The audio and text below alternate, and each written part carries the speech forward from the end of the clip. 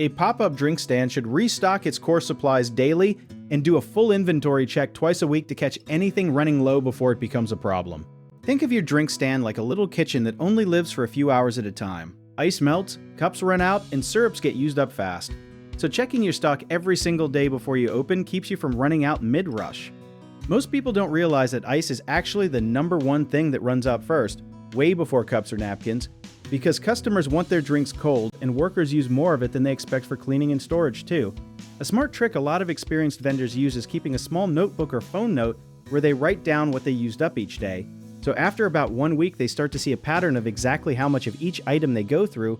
This helps you order the right amount instead of guessing, which saves money and stops waste. You should also restock your backup supplies like extra lids and straws twice a week, even if you have not used them all, just so you are never caught off guard on a busy weekend. One common mistake is only restocking based on what looks empty, instead of tracking actual numbers, which leads to surprises when a slow leak in your syrup bottle or extra ice usage catches up with you. Keep a simple checklist and count actual amounts instead of eyeballing it. Another mistake is forgetting perishable items like fruit or dairy-based syrups, which spoil faster than people think, especially in hot weather, so always check expiration dates every single day, not just once a week. A smaller but important caution is running out of cash register supplies like receipt paper or card reader batteries, which people forget because they are not food-related, so keep a small backup kit specifically for those non-drink items. If you enjoyed this video, check out our online directories in the description below.